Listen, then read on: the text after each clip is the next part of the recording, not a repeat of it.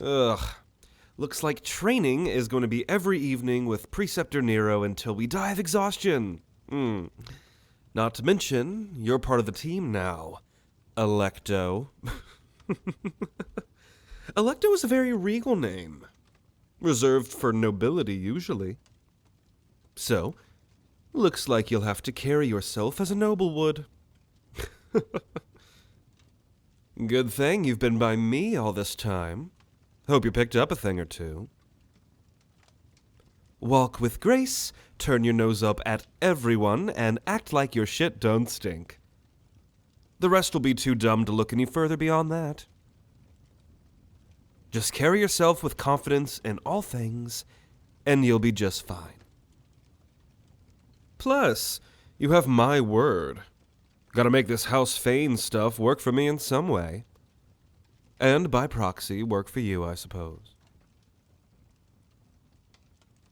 Huh? Does this new disguise change how I see you? Of course not. You're the same you've always been. The disguise will just change how others see you. Which sounds kind of odd now that I vocalized it. It brings to mind something I've actually been meaning to talk to you about. Yes, I know I'm tolerant for someone bearing the name of the family that caused your people to be tormented since the days that you arrived here in this world. And it's only now dawning on me the implications of that. Since we have this moment to ourselves, let's talk.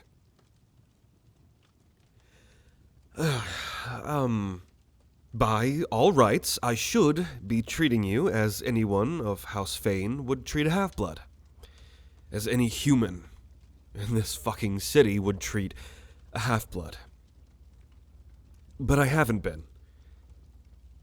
And I am only now starting to understand why that is. Which is crazy because I still don't understand why that is. I was born to the family that profits the most from your subjugation, so much so that we are the ones who spoke it into being many, many years ago before I was born. And since I was born into this name, I never really had a reason to question if it was right or wrong or anything. Only that since I have existed, that is the way the world worked. And I never questioned it. I simply inherited it. I was indifferent. And it didn't hurt me, and my family had everything to gain from it, so I didn't care. It was just the way of the world I was born into. Hell, I even purchased you from a dark place where they saw fit to keep you simply because I didn't want the person I hated most in this world to benefit from owning you. I didn't care about you, or what your life was like, or anything when we first met. You were just merchandise. But then I got to know you. I never actually spoke to a half-blood before you, and, well, I never wanted to because I thought it would be a distraction from my goals, from my studies. Taking care of another living being, that was not in my plan. But since I had to, and I chose you, something has shifted, either in me or the world around me, subtly. But I'd like to think that I see clearer now because of it. I realize that you half-bloods are the same as us. You're people. You feel the same, you have lives of your own, likes, dislikes, feelings. And when I saw my brother mistreating Smoke, I didn't know why, but after all the time we spent together, it made me very angry. It made me feel sick. And so that's why I decided to fight him, or, well, more accurately, I got you to fight Smoke so that I could take Smoke away from him. And since that day, I've been wrestling with the notion that, and bear with me now, that the world isn't what I knew it to be. It sounds it sounds like I'm stepping off of my high horse, I know, but it's the reality of the world that I've lived in, and it's my perception, so give me a break for a second. I was living a lie, blinded by hypocrisy. And now, seeing you as a human, nothing changed. Nothing fucking changed. It's as if there was nothing needing to be changed in the first place, and I feel like a fucking idiot.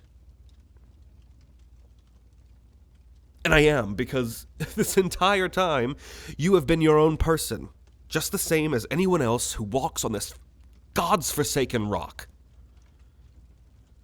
The world is unfair to you. You exist despite the pain that you have to experience at every turn every day. And I don't know if I would have the same strength as you if our roles were reversed. So, now that I have the words to say it, here. I don't own you, and if I ever did, I renounce that claim. No one does.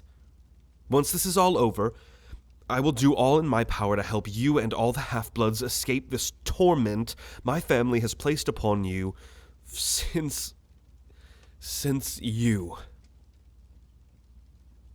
We can flee to the northern border, I'll use my power to get you across, and then you won't have to stay here any longer in this tainted land. Talks in the nobility say that the North is more tolerant, which pisses the nobility off, so that's probably where you should go, if I'm guessing. There, I'm ashamed.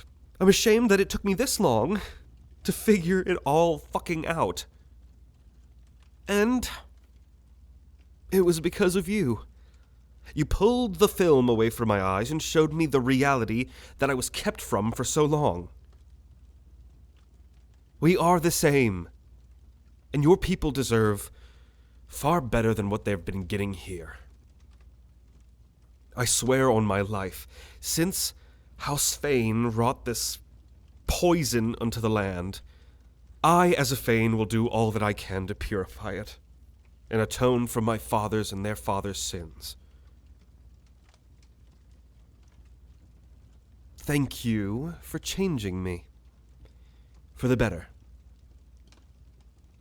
Now, I know that I haven't always been a good master, but I do have impeccable fashion taste. You're welcome. Regardless, you can take your leave of me at any point. There's a whole world out there for you to see, and a whole life for you to live. If it be your will, don't let me take any more of it away from you than I already have.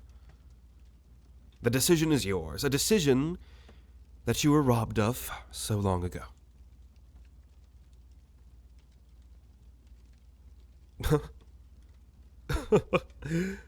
You're starting to sound like me now. Yes, like a stubborn ass. Well, if that is your decision, far be it from me to tell you what to do. Your life, your freedom, and all. So, you'll stick with me and see this through, eh? Your magic has come so far, it would be an even bigger injustice to drop it now. Maybe it was destiny we were brought together. A Fane Equalist sympathizer and a half-blood mage. You do realize together we are two very absurd things for this world and this time. Oh, but I'd have it no other way. The crazy is where all the fun is.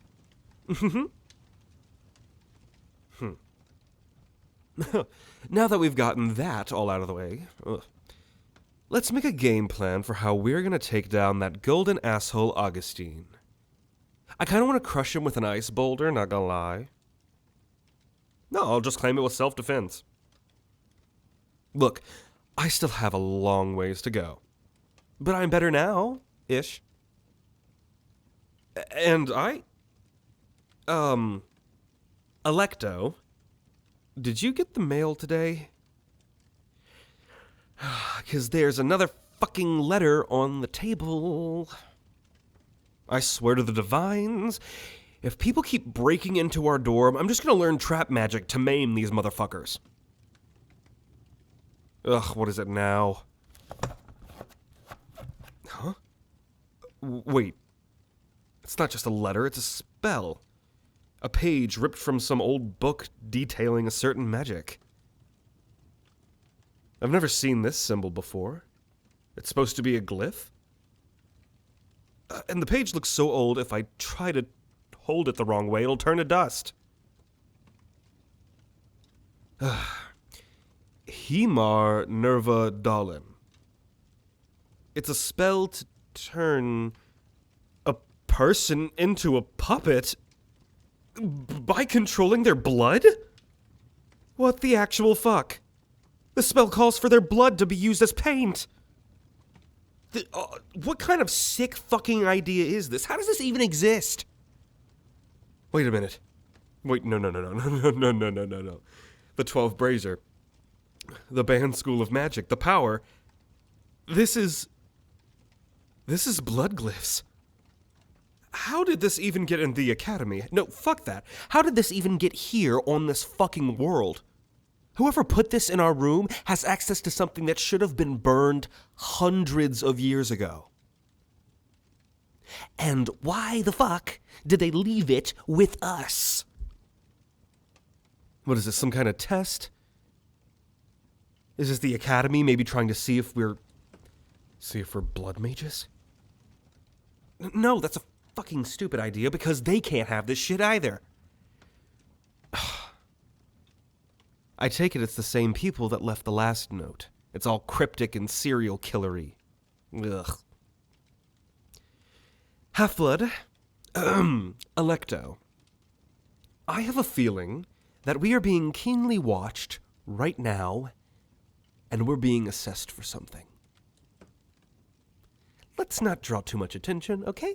All right, I'm just gonna slip that into the bag, and we are going to pretend like we never fucking saw this. Good night. Let's, lock the door. Yeah,